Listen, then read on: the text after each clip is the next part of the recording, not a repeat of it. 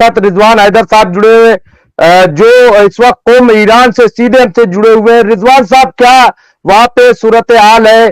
किस तरह से दोपहर में आपने एक ऑब्जर्वेशन दी थी, इस वक्त आपने 2-3 घंटे और लोगों से बात की होगी, आप हॉस्पिटल भी गए थे, कुछ काम से इधर उधर भी गए थे, क्या क्या रिपोर्ट है, क्या अपडेट है रिजवान साहब अब वहां पे? पहले अगर आप एक राउंड दिखा दें वहां पे जहां पे इस वक्त आप हैं, क्योंकि जी जी। इस वक्त देखिए तो मुमताज ये भाई, मार्केटें खुली हुई हैं, लोगों का आना जाना लगा हुआ है।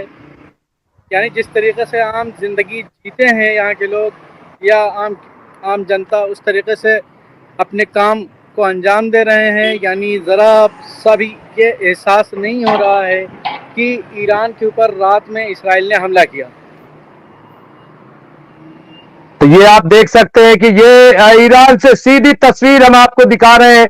रिजवान हैदर साहब बिल्कुल इस वक्त ईरान कुम से, जो तेहरान से बिल्कुल सटा हुआ शहर है, वहां से पूरी तस्वीर दिखा रहे हैं। यहाँ पे देखिए, और जो खबर आई है कि ईरान ने अपना एयरपोर्ट भी खोल दिया है, यानी जहाजों का आना जाना भी शुरू हो गया है। तो यहाँ पे आप देख सकते हैं, ये पूरी तस्वीर आपको इस वक्त कुम ईरान से साफ साफ आपको ये सीधा नजारा हम आपको दिखा रहे हैं, देख सकते हैं। और ये रिजवान साहब, क्या क्या लग रहा है रिजवान साहब की वहां पे क्या माहौल है, किस तरह की बातें हो रही है रिजवान साहब?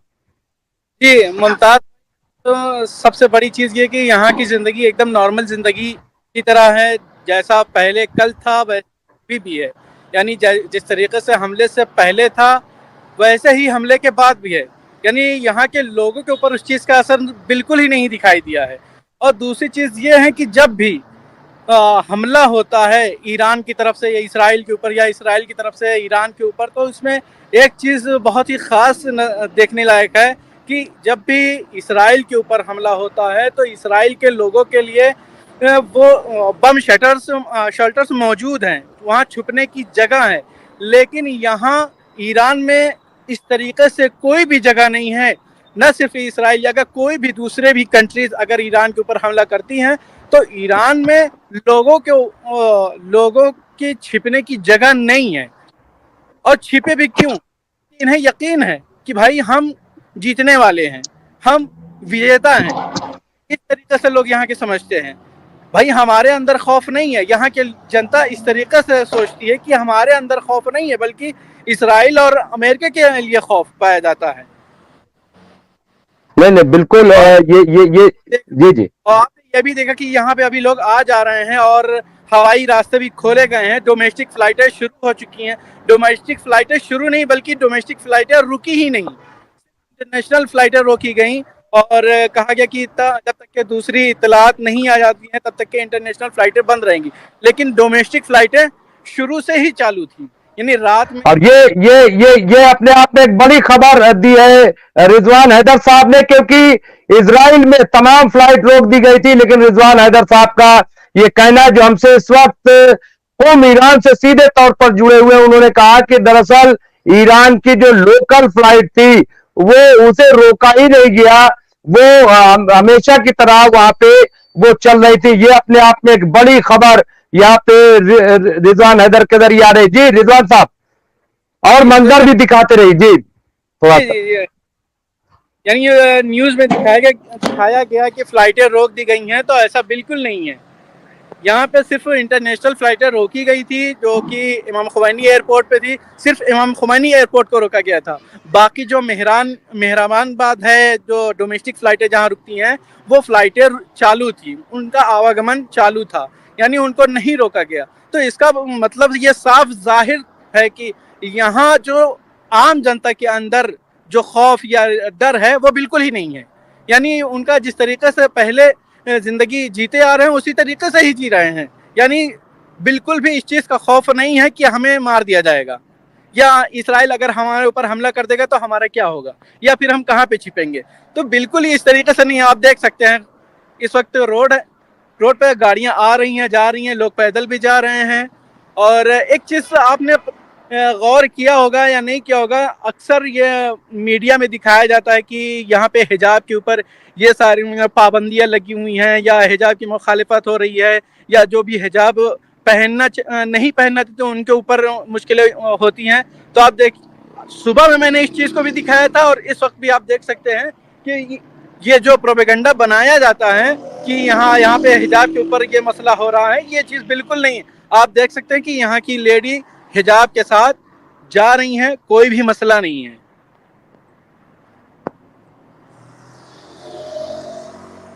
एक सही बात कह रहे हैं। अच्छा, वहां पे जो तीन जो एयर डिफेंस के कमांडर थे वो शहीद हुए हैं, वो हलाक हुए हैं, क्या कहेंगे उनके बारे में? क्या उनकी कोई इत्तला है? वहां पे कोई उस पे बात हो रही है? सबसे पहली चीज ये कि यहाँ के लोगों को हमले की खबर नहीं थी। जब सुबह में उठे हैं तो हमले की खबर हुई। दूसरी चीज ये कि जब ये खबर शाये हो गई कि हाँ यह हमला हुआ है और इनके 2 से 3 अफराद शहीद हुए हैं, उनकी शहादत वाक़ हो गई, तो उसका असर यह हुआ है कि आर्मी की तरफ से, ईरान मिलिट्री की तरफ से एक पोस्ट हुआ है जो मिसाइलों के साथ इन्होंने लिखा हुआ है कि रेडी टू लॉन्च। यानी वो शायद इजाज़त लेना चाह रहे हैं, या आयतुल्लाह खामनाई परमिशन दे या हुकूमत की तरफ से परमिशन मिले तो वो कभी भी लॉन्च कर सकते हैं।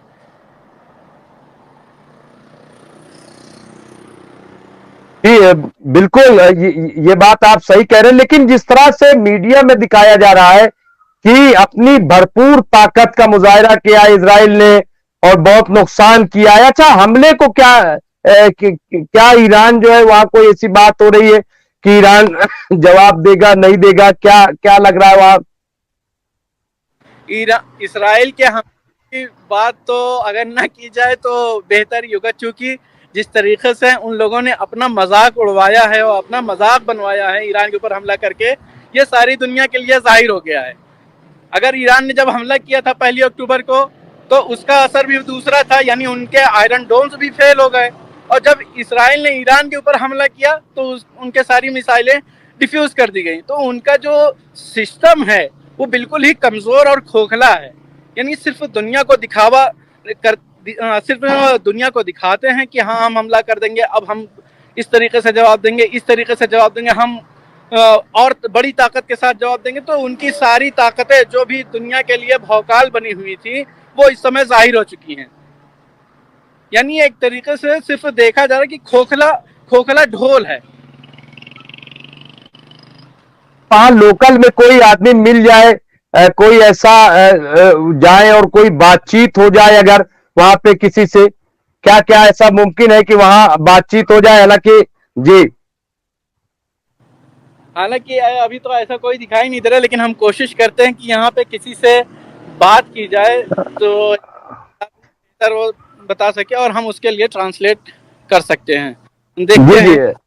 हाँ, आप नजारा दिखाइए। और रिजवान साहब हमसे जुड़े हुए हैं, ये आप देख सकते हैं यहाँ पे, ये ईरान से सीधी रिपोर्ट हम आपको दिखा रहे हैं किस तरह से। और जैसा कि हमने बताया कि ईरान पर हमला बैनुल अक़वामी क़वानीन के खिलाफ वर्जी। जी, ये ये जुड़ गए हैं, देखिए। ना अभी सीधे आप हम इनसे बात करते हैं कि रात में क्या हुआ और ईरान के ऊपर ऐसा उस इसराइल के हमले का क्या असर हुआ। जी, जी, ईरान की पब्लिक ईरान की क्या सोचती है? खुबी सलामती शुमा दिशा निगाह कर की इस्राइल ve İran hamle کرده شما چجوری نگاه میکنید؟ چی اثر داره یا چیزی اتفاق افتاده تو ایران؟ اتفاق به خصوص نیفتاده. میگن جنگنده هاشون اومدن منتها کار خاصی نتونستن انجام بدن. देखा आपने कि किस तरीके से उन्होंने कहा कि यहाँ पे कोई भी इत्तेफाक ऐसा नहीं हुआ है जो हमारे लिए ज्यादा नुकसानदेह हो। यानी इनके ऊपर या खुद ईरानी दौलत के ऊपर, ईरानी हुकूमत के ऊपर ऐसा कोई असर नहीं हुआ है कि जो इनके लिए ज्यादा नुकसानदेह हो। तो ये आप देखा। और कोई अगर बात करना चाहे तो इस तरह से कुछ लोगों से और बात कर दे तो ये एक बहुत अच्छा, मैं समझता हूं कि कोई और अगर मिल जाए। चूंकि इस वक्त रिजवान हैदर साहब सीधे हमसे जुड़े हुए हैं जो कुम से और ईरान से सीधे तौर पर ये ग्राउंड जीरो से एक तरह से रिपोर्ट दे रहे हैं, वो हमें बता रहे हैं कि वहां क्या इस वक्त के हालात है। और जैसा कि हमने कहा कि इस हमले की एक बड़ी जो है मजम्मत की जा रही, मजम्मत और तमाम जो है लेकिन वहां पे जो हालात है वो बिल्कुल जैसा कि रिजवान हैदर साहब ने कहा कि ऐसा नहीं है कि यहाँ पे फ्लाइटें जो है वो रोक दी गई थी, बल्कि फ्लाइटें जो है कभी यहाँ पे जो लोकल फ्लाइट है मकामी उन्हें बंद ही नहीं किया गया था, बल्कि इंटरनेशनल जो फ्लाइट्स हैं उन्हें खास तौर से रोका गया था। ये रिजवान हैदर साहब का कहना है। जी, बच्चों का स्कूल है वो भी खुला हुआ था। अभी मेरे पीछे एक छोटी सी लड़की दिखाई होगी, वो अभी स्कूल वैन से उतरी है, वो घर के अंदर चली गई।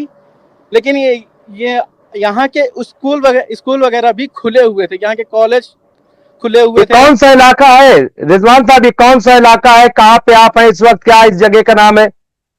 कुम के जंबीलाबाद शहर का इलाका है ये। हाँ, हाँ, अच्छा। आपको तरफ चलते हैं कि देखें वहां अगर कुछ लोगों से बात हो। इस टाइम जो टाइम है अभी यहाँ पे लंच, बल्कि यहाँ पे ये 2 बजे मार्केटें बंद हो जाती हैं, फिर उसके बाद 5 बजे खुलती हैं। तो अच्छा, ये मार्केट अच्छा, मतलब धीरे धीरे बंद हो रही हैं। वो स्कूल के बच्चे कुछ खड़े हुए हैं। अच्छा, ये जो सन्नाटा है वो चूंकि लंच के वक्त 2 से 5 बजे तक वहां पे, इस वक्त क्या टाइम है वहां पे ईरान में? 2:24 हो रहे हैं और यहाँ पे ये कानून है कि 2 बजे के बाद मार्केट बंद हो जाती हैं, फिर उसके बाद 5 बजे शाम में दोबारा खुलती है। तो क्या इसकी वजह क्या है? आराम करने का वक्त है, इस वजह से ज्यादा पब्लिक यहाँ पे दिखाई नहीं दे रही है। लेकिन सुबह में जब आपके साथ हम जुड़े हुए थे तो उस टाइम वहाँ लोग मौजूद थे। मैं फिर भी कोशिश अगर रिजवान साहब हो जाए किसी से वहां पे और आम लोगों से अगर थोड़ी सी बातचीत हो जाए तो मैं समझता हूँ कि करते हैं, लेकिन हमें नहीं लगता कि अब कोई मिलने वाला। साहब ये बिल्कुल सही बात है। रिजवान साहब हमसे इस वक्त सीधे कुम से जुड़े हुए हैं और सीधी ये तस्वीर आपको हम ईरान से दिखा रहे हैं। और ये जो आप सन्नाटा देख रहे हैं, तो यहाँ पे चूंकि लंच के वक्त 3 घंटे के लिए बताते 2 से 5 यहाँ पे बंद कर दिया जाता है और ये यहाँ का कानून है ताकि आराम का वक्त है और लोग जो है वो आराम करें और उसके बाद 5 बजे फिर पूरा बाजार खुलता है। ये रिजवान साहब का कहना है। रिजवान साहब, आप सुबह सुबह कहाँ कहाँ गए, क्या क्या चीजें आपने देखी, अगर थोड़ा से बयान करें कि कैसा रहा दिन जो है इतना। आज का दिन इस तरीके से था कि जब मैं नमाज के लिए उठा तो उस वक्त मुझे भी खबर नहीं थी कि ईरान के ऊपर हमला हुआ है। जब नमाज के बाद फारिग होने के बाद तकरीबन यहाँ के 5 साढ़े 5 बजे यानी इंडिया के 7 साढ़े 7 बजे घर से फ़ोन आया कि क्या हुआ, क्या हालात है। तो हमने पूछा कि आखिर क्या हुआ, इतनी सुबह सुबह फ़ोन करने की वजह क्या है। कहा कि यहाँ पे टीवियों में दिखा रहे हैं कि इसराइल ने ईरान के ऊपर हमला कर दिया है।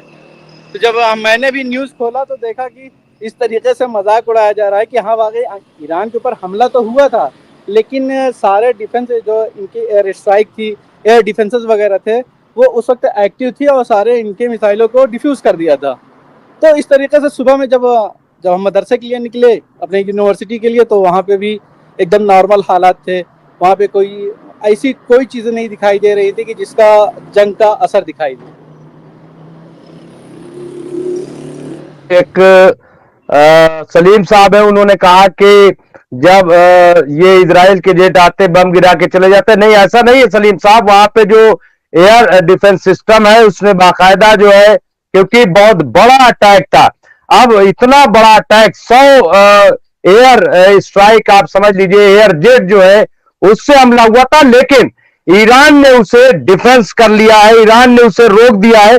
और अभी मैं एक एक्सपर्ट से बात कर रहा था, आप भी उस वक्त मौजूद थे, जो अशरफ जैदी साहब, उन्होंने जो बात कही वो बहुत ही अहम बात है। उन्होंने कहा कि दुनिया ने पहली बार ये देखा है कि इतना बड़ा हमला जो इजराइल की तरफ से, क्योंकि कल इजराइल ने कहा था कि जब हम हमला करेंगे तो दुनिया देखेगी कि हमला क्या होता है और दुनिया इजराइल की ताकत देखेगी। लेकिन अशरफ जैदी साहब ने कहा कि पहली बार दुनिया ने ईरान की ताकत को देखा है, डिफेंस ताकत को, कि किस तरह से ईरान के पास जो बाबर 373 और 300 जो मिसाइल डिफेंसिव सिस्टम है, उसने किस तरह से रोकने का काम किया है। यानी जो टारगेट था वो टारगेट अचीव इजराइल नहीं कर सका, वो अपने टारगेट को, अपने हदफ को नहीं पहुंच सका। लेकिन रिजवान साहब, अब ईरान के पास तो जवाब है, वो अपना जो दिफाई हमला है, जो डिफेंसिव अटैक, वो कर सकता है।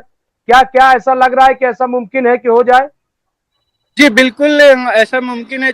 अभी फ्लाइटें रुकी हुई हैं और दूसरी अभी खबर थोड़ी देर पहले हमने पढ़ी कि फ्लाइट को खाली कर दिया गया है और मिस्र की सैटेलाइट इसीलिए तरफ रुख कर दिया गया है कि शायद मिसाइलें ईरान की तरफ से इसराइल की तरफ मारी जाएं। तो ऐसा कहीं ना कहीं मुमकिन है कि शायद ईरान इस चीज़ का जवाब दे। तो अभी ये एहतिमाल पाया जा रहा है, ये मुमकिन है कि अभी, क्योंकि बार बार ईरान ने कहा था कि अगर इसराइल ने हमला किया हमारे ऊपर तो हम इस चीज़ का जवाब ज़रूर देंगे। तो शायद इस चीज़ का इंतज़ार है कि अभी राष्ट्रपति की तरफ से कोई हुक्म आए या फिर अयतुल्ला खामनेई की तरफ से कोई हुक्म आए, तो उस वक्त ये लोग अमल को अंजाम देंगे, इस अमल को।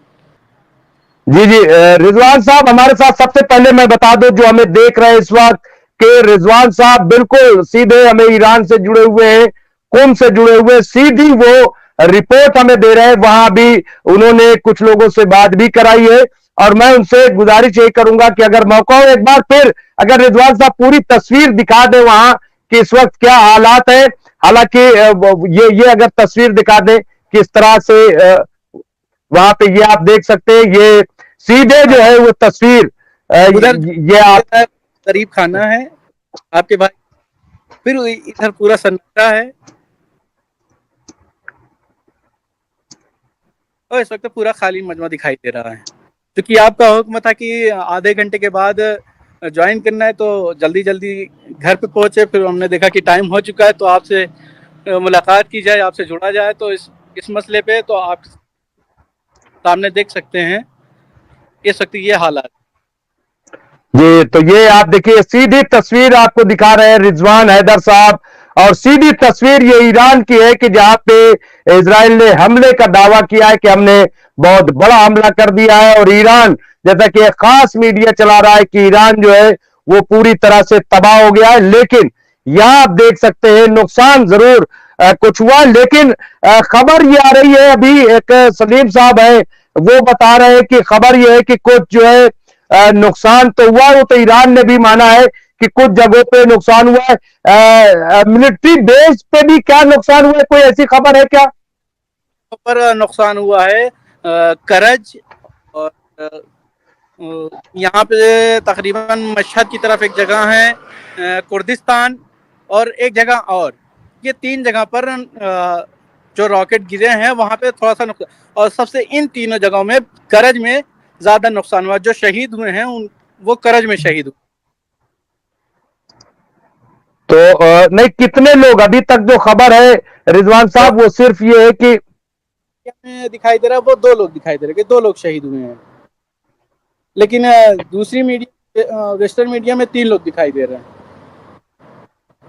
अच्छा, तो वेस्टर्न मीडिया में 3 लोग, ऐसे 2 लोगों के। और सलीम साहब फिर कह रहे हैं कि साहब जेट को नुकसान नहीं पहुंचा सके।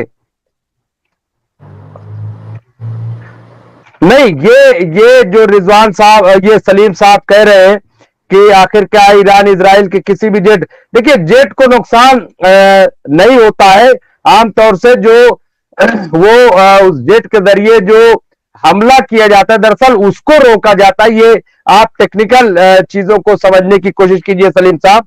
तो बहरहाल एक हमला, जी खबरों में आ रहा था कि रिफाइनरी, एक जगह जो जहाँ पे रिफाइनरी होती है वहाँ पे ज़्यादा नुकसान हुआ है। हालांकि सुबह में और अभी भी मैं न्यूज़ ही देख रहा था और ख़ुद ईरान से वो एक साहब लाइव थे, वहाँ जाके दिखाया कि ये देखिए यहाँ पे इस वक्त सब कुछ सही है, यानी कोई चीज़ें नुकसान नहीं हुई हैं ज़्यादा। चलिए फिर इंशाल्लाह आपसे दोबारा जुड़ेंगे इस मौजू पे, और बाकी बातें बाद में होती रहेंगी और अपडेट देते रहेंगे। तब तक के लिए हम आपसे विदा चाहते हैं, क्योंकि बस अभी थोड़ी देर पहले हम घर पे पहुँचे हैं, उसके बाद आपसे जुड़े हैं। बहुत बहुत शुक्रिया रिजवान साहब, आप हमसे जुड़े। तो ये रिजवान साहब थे जो डायरेक्ट हमसे जुड़े हुए थे। मैं इनका शुक्रिया अदा करता हूं। फिर मैं कोशिश करूंगा कि रात में अगर मौका होगा तो मैं इन्हें जोड़ूंगा। बहुत बहुत शुक्रिया।